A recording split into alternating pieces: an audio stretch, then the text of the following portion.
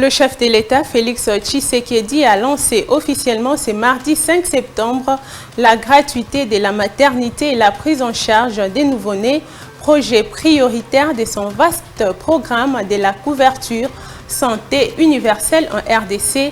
La cérémonie s'est déroulée à l'hôpital militaire de Kanchachi. Le président de la Commission électorale nationale indépendante, accompagné de ses deux vice-présidents, a échangé ce mardi avec Didier Reynders, commissaire européen à la justice, pour une mission qui s'étale jusqu'au 8 septembre courant. En point de mire de cette entrevue, l'accompagnement du processus électoral par l'Union européenne. En société, réunir la garantie locative, une charge énorme pour la société quinoise pour cause le non-respect des lois établies par l'État congolais. Certains bailleurs exigent 10 mois de garantie locative à la place des 3 mois reconnus par l'État. Dans ce journal, les constats de nos reporters. Madame, Messieurs, bonsoir et bienvenue.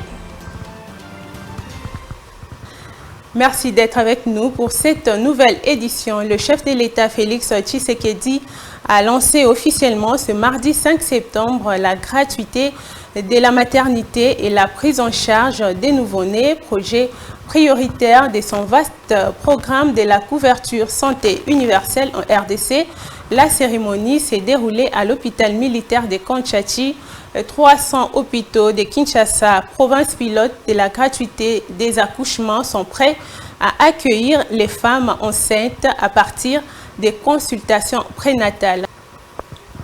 Le Premier ministre Jean-Michel Sama-Lukonde a reçu en audience lundi 4 septembre dans son cabinet de travail à la primature une délégation des parlementaires français venus démontrer aux Congolais et à la face du monde que leur pays, la France, tient à consolider son amitié avec la RDC. Laetitia Mwemba.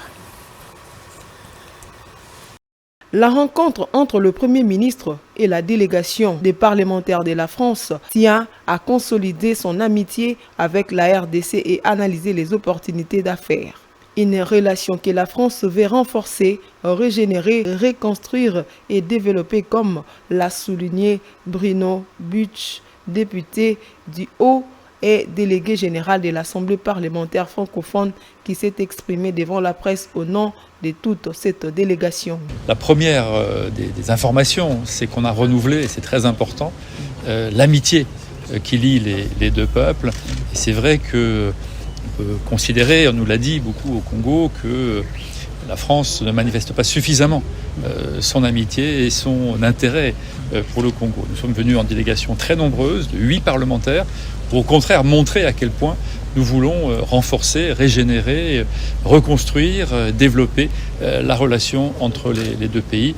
Et donc après, une fois qu'on a dit ça, qui est quand même le socle principal et essentiel de notre présence ici, nous avons commencé à envisager les différents sujets sur lesquels on pouvait contribuer au développement de la vie économique, de la vie culturelle, des infrastructures, de la vie énergétique, du développement durable du Congo, surtout, et c'est ça qui nous importe, nous sommes des élus du peuple, au bénéfice des populations. Nous avons toujours en regard en quoi la population peut bénéficier de l'ensemble des discussions qu'on peut avoir ici. Il s'est de noter que la délégation française était conduite auprès du chef du gouvernement par le ministre des Hydrocarbures, Didier Boudimbu, qui s'est déjà entretenu avec eux dans la matinée sur des questions relatives à son secteur. Toujours en primature, le Premier ministre Jean-Michel Sama-Lukonde est arrivé tard dans la nuit du 4 au 5 septembre à Nairobi, au Kenya, pour participer au premier sommet africain pour le climat, accompagné par le vice-premier ministre en charge des affaires étrangères, Christophe Lutundula. Le Premier ministre a représenté le président de la République, Félix Tshisekedi, à cette première édition de ce forum consacré au climat. Laetitia Mwemba. À l'aéroport international Jomo Kenyatta de Nairobi, le chef du gouvernement congolais a été accueilli par l'ambassadeur de la RDC au Kenya, John Nyakeru Ilunga. Avant de prendre son cortège pour l'hôtel, le Premier ministre a signé dans le livre d'or officiel, comme le veut la tradition, quelques mots. à l'occasion de son passage dans la capitale kenyane. Dans son allocution à l'ouverture de ces assises lundi, le président kenyan William Ruto a émis le vœu que les sommets permettent au continent de trouver un langage commun sur le développement et le climat afin de proposer des solutions africaines à la COP28. Cette énième rencontre sur le climat reste une opportunité pour le Premier ministre Sama Lukonde de présenter la République démocratique du Congo, pays solution dans la lutte contre les changements climatiques et la transition énergétique. Les géants placés au cœur de l'Afrique disposent d'énormes potentialités en biodiversité et ressources naturelles pour aider les continents et les mondes à faire face aux défis du dérèglement climatique. Je le disais en titre, le président de la Commission électorale nationale indépendante, accompagné de ses deux vice-présidents, a échangé avec Didier Reynders, commissaire européen à la justice, arrivé à Kinshasa lundi 4 septembre pour une mission qui s'étale jusqu'au 8 septembre courant. En point de mire de cette entrevue, l'accompagnement du processus électoral par l'Union européenne et la mission d'observation des élections du 20 décembre 2023. Didier Reynders est au micro d'Esther Amissi. On a évidemment parlé du processus électoral puisque la République démocratique du Congo entre dans une période très importante dans l'organisation des élections, pas seulement présidentielles, mais législatives, et pour la première fois depuis longtemps, des élections locales. Et la CENI joue un rôle majeur dans l'organisation des élections. Donc, nous avons évidemment parlé du processus qui est devant nous. Je dirais qu'il y a deux points qui nous intéressent tout particulièrement dans l'observation des élections. C'est d'une part la manière dont les listes électorales vont être communiquées aux citoyens pour que les citoyens puissent vérifier leur présence et la correction de ces listes. Et l'autre élément, c'est la manière dont les résultats vont être publiés. On sait que l'intention est de publier les résultats par bureau de vote, mais le tout est de voir de quelle manière. Donc, on a échangé sur le sujet. Je pense que la CENI aura l'occasion encore d'expliquer cette évolution de la situation avec les différents partenaires internationaux qu'elle rencontre régulièrement. Et nous allons être très attentifs à cette situation parce que je suis évidemment très favorable à l'idée que l'Union européenne participe au processus à travers sa propre observation. Et donc ça, ce sera à régler dans les prochaines semaines. L'engagement est très clair, en tout cas, d'avancer vers une présentation de l'ensemble des listes électorales dans les délais qui sont prévus par la loi. Donc je pense que dans la fin du mois d'octobre, si les délais sont maintenus, ce que je crois, on aura cette possibilité pour les citoyens de vérifier leur présence dans de bonnes conditions sur les listes électorales. C'est un contrôle important dans tout système démocratique, que chaque citoyen puisse être sûr qu'il a été pris en compte dans les listes électorales correctement. Et puis, il faudra maintenant que la discussion se poursuive sur la manière, je le répète, dont on va publier les résultats.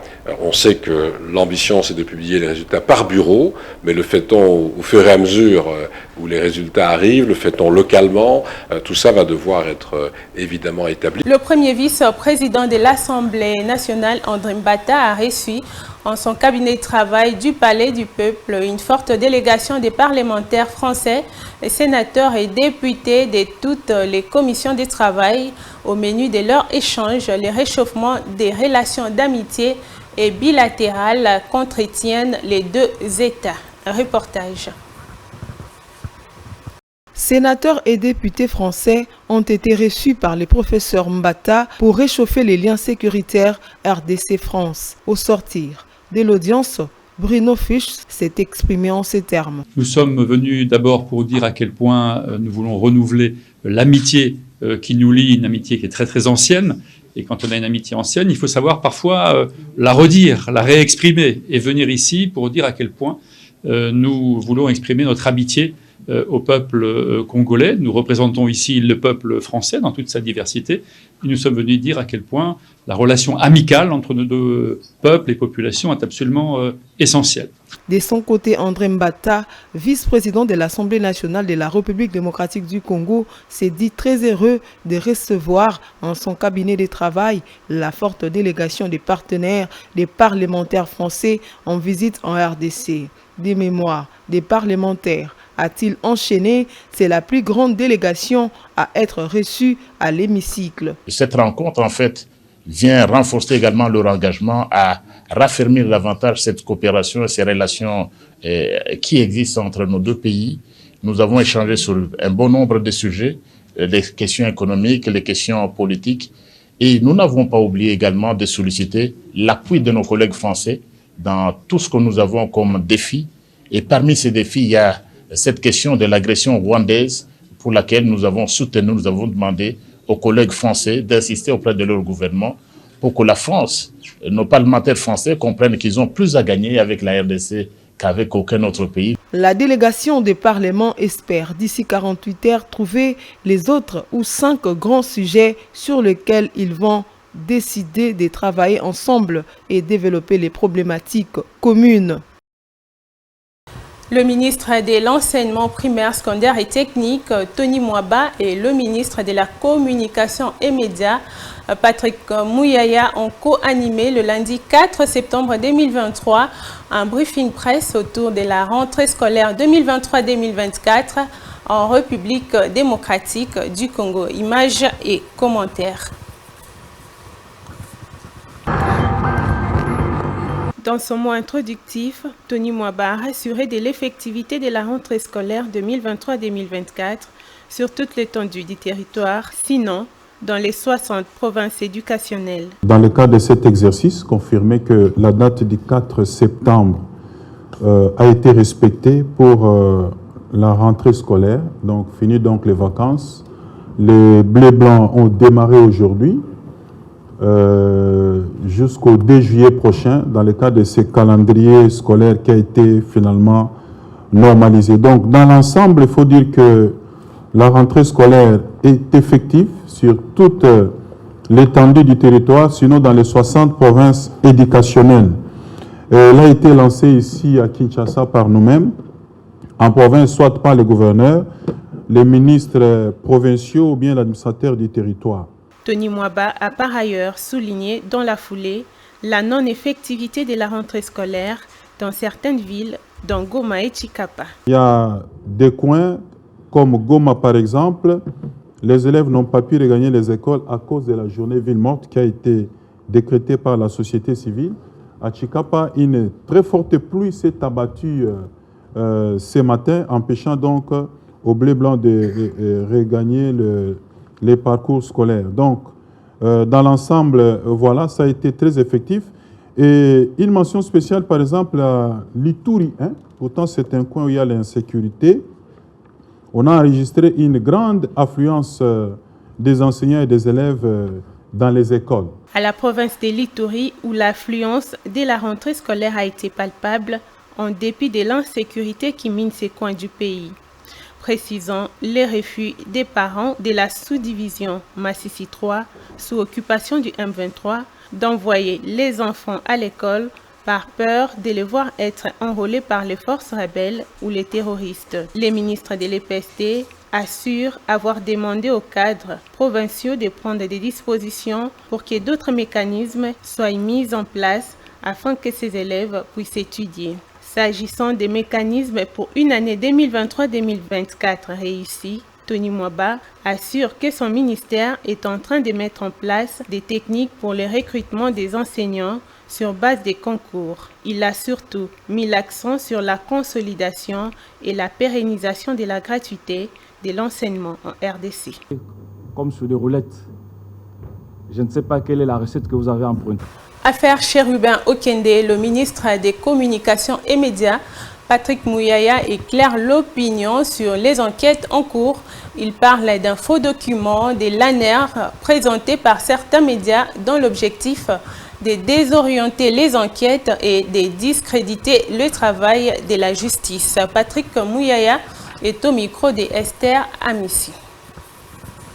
C'est tellement nauséabond, cette manipulation, qu'il y a une volonté délibérée de discréditer une enquête en cours. Parce que ce n'est pas du devoir du gouvernement de parler des questions de la justice dont on n'a pas le détail, mais vous avez vu que de manière transparente, depuis les débuts de ces crimes, qui nous a tous touchés dans notre fort intérieur, parce que le ministre Chérubin, pour moi, c'était un aîné, avant même que nous soyons au gouvernement. Et donc, nous sommes tous affligés, nous partageons la peine de sa famille. Et donc, il y avait des enquêteurs belges, sud-africains, du Bureau conjoint des Nations Unies, des experts congolais. Il y a eu 5 ou 6 équipes qui ont travaillé activement autour du parquet pour faire la lumière sur ces procès. Alors, s'il y a des gens qui ont un rapport et qui ont déjà les verdicts, pourquoi n'ont-ils pas versé, nous les disions ici, tous ces éléments au niveau du parquet?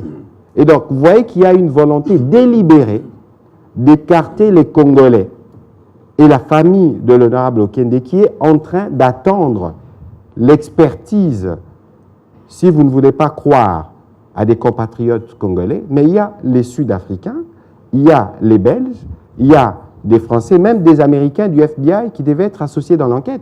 Pourquoi on ne veut pas attendre? Et donc, je crois que quand la protestation arrivera, il sera du devoir de ces médias de rectifier parce que finalement, ils auront fait l'objet de relais d'une campagne de manipulation qui vise à discréditer le travail de la justice qui est en cours. Les temps de la justice, c'est les temps de la justice. Le moment venu, le parquet, suivant ses méthodes, communiquera, mais il est hors des questions que vous, lorsqu'on vous pose justement cette question, de penser même venir me la reposer, parce que le document tel que vous le voyez, c'est un document qui est totalement faux. L'actualité, c'est aussi cette polémique autour de la réouverture des avenues proches de la résidence de l'ancien président Joseph Kabila qui ne cesse d'enfler, une initiative portée par le ministère de l'Urbanisme et Habitat, assisté par la police militaire et la garde républicaine, selon le porte-parole du gouvernement, Patrick Mouyaya. On l'écoute. Est-ce que, avant l'arrivée du président de la République aux responsabilités, est-ce qu'on pouvait passer devant le palais de la Nation? Si on peut passer devant le bureau du président de la République en fonction, tout le monde peut passer par là, à toutes les heures. Pourquoi ne peut-on pas passer devant la résidence? Encore, je parle sous réserve, parce que je ne suis pas spécialiste en urbanisme, mais je présume que mon collègue Pius Mwabilou doit avoir pris toutes les précautions d'usage pour autoriser quelque chose de ce genre. Alors l'exhortation, c'est qu'il faut aller à la source. J'ai vu Yves Abdallah aller sur terrain, j'ai vu son reportage, je lui ai demandé de faire davantage. Comme ça, vous pouvez venir mieux nous édifier. Vous pouvez prendre des témoignages de ceux qui ont toujours vécu dans ces quartiers-là pour être sûr que nous ne racontons pas des histoires sous des prismes politiciens. Et donc, si aujourd'hui, nous tous, nous pouvons circuler devant le Palais de la Nation, qui est un des sites stratégiques, il faut considérer que si cela ne gêne pas la conduite ou les différents aménagements, on peut passer devant la résidence de tout le monde. En société, pour terminer, réunir la garantie locative, une charge énorme pour la société quinoise pour cause le non-respect des lois établies par l'État congolais sur les contrats de bail. Certains bailleurs exigent 10 mois de garantie locative à la place des 3 mois reconnus par l'État. Gladys Milambo a fait ses constats. Suivez. Contrairement à ce qui dit la loi sur le contrat des bails, le bailleur à Kinshasa ne respecte pas les 3 mois exigés par l'État à travers le ministère de l'Urbanisme et Habitat. Un constat fait dans les rues de Kinshasa où plusieurs sont victimes de cette mégestion. Comme bazar fort, balingi va dominer sur les faibles. Bamono qui demande à banda koza makasi, yango balingi va dominer batu. Malheureusement, batu basambela pe bazana kati wana. Omono ke mutoye pa na yota muso suki, oboma ye kaka. Donc eza mutema mabe, batika nde mutema mabe. Na mboka na biso batu loi eza nango, mais batu ça ndenge na bango pe suivi ezate. C'est la faiblesse de l'État, c'est pas que batu suivi ezate. Au côté des ouïes loi, on peut le côté. L'État est bien, l'État est bien qui 15 mois, 20 mois, tout ça. Moi, j'avais eu à payer déjà 7 mois, plus les commissionnaires, comme on dit, ça fait 8 mois. Donc, sur ces, moi, je crois bon que nous sommes dans un pays où se trouvent des lois. Hein? Donc, c'est un contrat de bail. L'État congolais, dans ce secteur-là, il y a des lois qui sont. Mais je ne sais pas comment est-ce que, à l'heure actuelle, nous sommes en train d'être demandés des garanties excessives, tout cela. Mais aussi longtemps, il y a une loi dans cette affaire-là. Cependant, certains bailleurs sont conscients et respectent ce que dit la loi, tout en demandant aux autres de bien vouloir manifester l'amour envers leurs compatriotes. Pour ngai asenga ba garantie ka ba 3 mois. Pour na moni difficulté za na mboka mbongo za penzate. Donc initila osenga ba mbongo belé. Ezana mutu mususu na ndako na ye a dépenser belé. Donc un peu na poste pe a récupérer pe moi mbongo na ye moko boye pe po et salé pe moi bien. Mais normalement, l'État lobby que non, garantie sur 3 mois. Ils allaient dépenser mon bélo sans des bons métaux facilités pour baninga tout petit quand on a 3 mois pour aider bandégonabiso. Il faut signaler que, selon la loi établie par l'État congolais, la garantie locative est fixée à 3 mois. Il est préférable de pouvoir dénoncer tout excès pour permettre à l'État de s'en occuper. Par ailleurs, il revient à l'État congolais de construire des maisons en location pour garantir la sécurité de la population. Et c'est la fin de ce journal. Madame, Messieurs, merci de votre attention soutenue. Passez une excellente soirée en compagnie de nos programmes. Au revoir.